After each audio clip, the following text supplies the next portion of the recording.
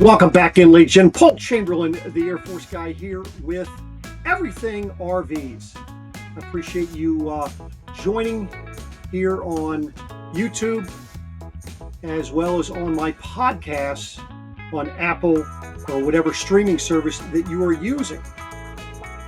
In this podcast, we will be talking about everything RVs. I'll be having guests, as well as giving you the information that you need to know so that you can go out and enjoy camping, so that you can make memories that will last a lifetime. So in today's podcast, we're going to be talking about RV 101, basically getting started. What do you need to know if you've never had an RV? Or maybe you're going to be going to purchase your second RV. What are some things that you might want to understand?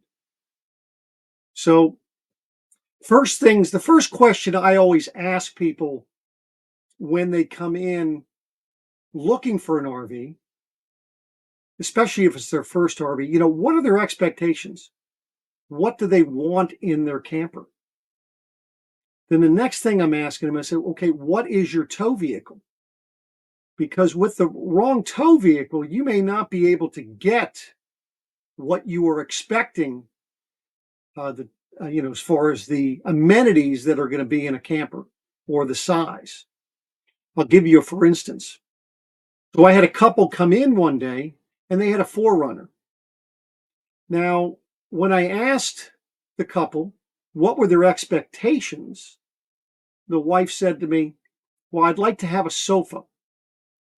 Now, the problem with the 4Runner, they have a 5,000-pound tow rating with a max 500-pound tongue weight. And then I'll get into some other things as well. So I took them into a small 16-foot camper and I said, this would be the maximum in the event that the numbers match for you to tow. And if obviously they walk in, they were not happy at all. Their expectations of what they wanted and so forth were much different than what they envisioned. What I think complicated the situation was they had visited another dealer, and the other dealer was showing them campers that they really couldn't tow. And the reason for that is they may have been okay from a weight standpoint, and they might have been, 2,800 pounds or 3,200 pounds dry weight. But the problem was with the tongue weight of the camper that they thought they liked at the other dealer. Dry tongue weight was 573 pounds. Now, why is that an issue? Well, the rating is 500 pounds. Now, I'm going to back up a little bit because there's something else that you need to consider when you have smaller vehicles and the smaller tow capacities. And this is something you need to consider regardless of what you're getting, and that is payload. So we went out to their vehicle, and you look in the driver's door, and you'll see a sticker just like this here. So if you're listening on a streaming service, you can go over to my YouTube channel, and you will see what I'm talking about. Is you have a sticker in your door, basically white, yellow, and red, and it's basically for your tires. It gives you your tire sizes and what you're supposed to go ahead and air your tires up to, but it also has your payload or your cargo carrying capacity for your vehicle. Now, for the 4Runner, it was 880 pounds. So let's consider this. You get a travel trailer that has even a 500-pound tongue weight. That leaves you an additional 380 pounds of weight that you can put inside your vehicle, meaning people, cargo, dogs, cats, whatever you're taking with you. So keep that in mind. That is something very important. Contrary to what some individuals in the RV industry may tell you, and you could look this up, very easy to find if you just Google it, but weight distribution does not lower your tongue weight. What weight distribution does, and by the way, for weight distribution, we'll be doing a whole separate podcast on just weight distribution because that can get very entailed. But weight distribution, basically what that does is that distributes the weight evenly across the frame of your trailer that you're towing, as well as the frame for your vehicle. And it puts the weight back to the front axle, lessens the weight, all that weight, if it's dead weight on the ball, from your rear axle. So now you're able to tow things in a level manner. So keep those things in mind. Something I always recommend to people, especially if, let's say, they don't have a tow vehicle yet. Go on out, find the camper that you're going to enjoy to have. The one that you want, the one that checks off as many of the wants and needs that you may have. And if it's a couple, what you may want to do is you may want to sit down and separately make a list of, I don't know, 5 or 10 things that you're looking for in a camper, and then try to find a happy medium. Understand that you will not find the perfect camper. Pretty much the same thing as you'll never find the perfect home. You know, if you buy your home, over time, your wants and needs are going to change. And whether you remodel your home or go buy another home, that's what happens. It is no different in the RV industry. In the RV industry, people may start off small and work big. Some people start off with drivables, go back to towables, or vice versa. So the best thing you could do for yourself, and this will save you thousands of dollars if you do it the right way, and that is to find the camper first. If you don't have your tow vehicle, make sure that you're dealing with somebody in the industry that understands tongue weights, they understand tow weights, they understand length that a particular truck is capable of towing safely. I was at a dealership one time and watched them hook up a 38-foot travel trailer behind a Ford F-150. Now, the salesperson claimed that, well, they told me they could tow 14,000 pounds. Well, that's irregardless. 38 feet behind a half-ton pickup is not something that is safe regardless of what they can tow. On top of that, a 38-foot travel trailer behind a F-150 or a half-ton pickup will exceed their tongue weight capacity. Because even though they'll have they might have a 14,000 pound capacity, 14,000 pound tow rating, typically the class 3 hitch receivers that they're putting on these trucks have a maximum 1,200 pound tongue weight with weight distribution. So be sure that you get with somebody that understands these. When you see tongue weights listed in a brochure, or you see them online on a manufacturer's website, understand that they're off at a minimum.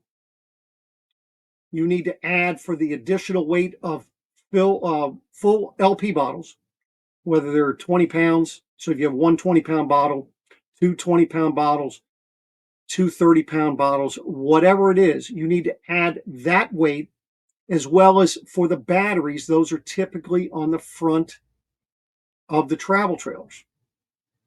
So dry weight listed on manufacturer websites is dry weight without options. I have seen trailers that we have weighed, and I'll give you one for instance. It was a Springdale 28-foot. It was a 28-foot bunkhouse. And by the way, length, model number is not an indicator of length nor box size. It's not an industry standard. I have a video on that explaining that to you as well. So, but it was a 28-foot Springdale bunkhouse. The brochure, as well as the website, said that they had a 525 pound tongue weight.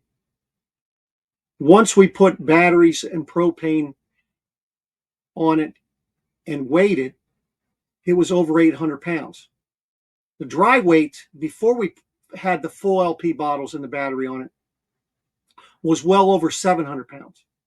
So do not go by what they're putting in there. I think there are some manufacturers that do a very good job, and they'll put a sticker on the entry door telling you what the tongue weight was of that particular trailer when they weighed it at the factory. And I think that is, I would love to see that as a industry standard, because that is something that will be helpful to know, especially with towing. So now, once you're able to go ahead and narrow down your trailer, then it's a matter of going to find the truck that you want. And again, be very careful with the car dealers, because again, car dealers, salespeople are very much like some of the people in the RV industry, and they do not understand their product. So make sure that you understand what you're getting. And if you're dealing with the right salesperson in the RV industry, they'll give you the necessary information so that when you're finding that truck to tow that trailer, you're going to be in much better shape for that. I'd like to know your comments. How many of you all drive down the road and notice a vehicle that's towing a camper and it does not look safe? You've got to understand that not only is it an unsafe situation for the family that is towing that vehicle, but for everybody else on the road. And so do your due diligence, do your homework, ask the right questions. And even if you ask the right questions, that could be an issue. For instance, I had a couple come in looking for a truck camper.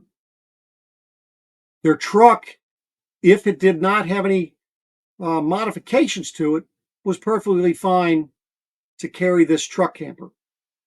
But because of the modifications on it, it would not handle safely the truck camper that they were looking at. I mean, they had a 1-ton Dodge 𝐿𝑒, brand spanking new. You think there'd be no issues. But the problem was they put oversized tires on it. They lifted it 5 inches.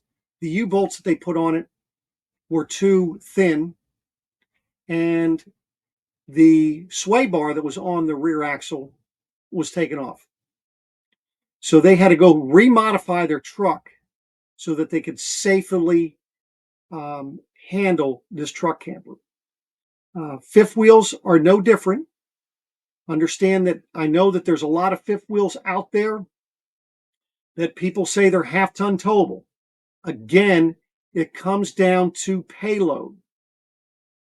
Payload is how much the tongue or the pin on the fifth wheel is going to weigh when you put it in the truck.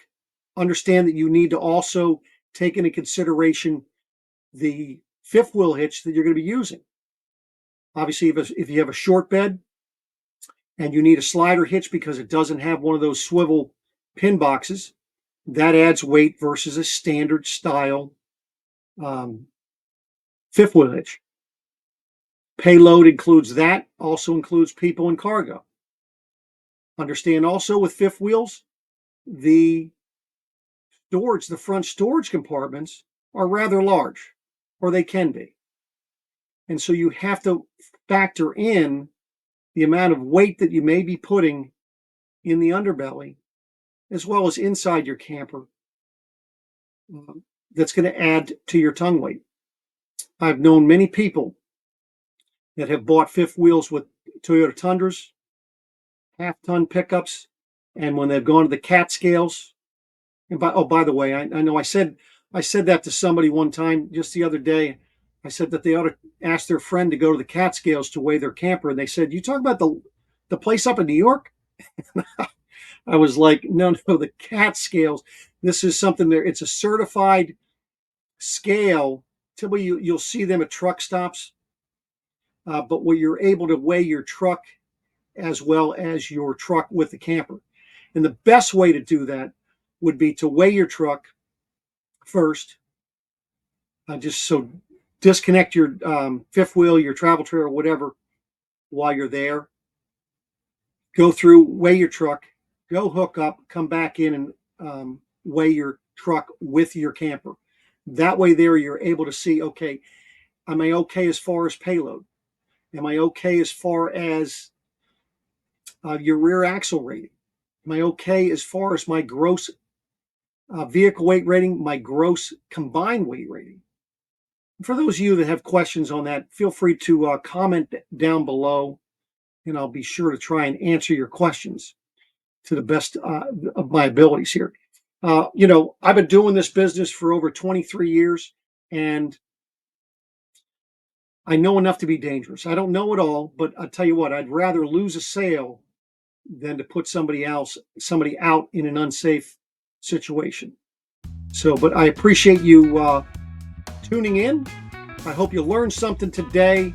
And if I could be of any assistance, feel free to reach out, and I'll be more than happy to try and answer any questions that you might have. So thanks for watching, and I'll be back at you again next Monday, same time, same bat channel. Take care.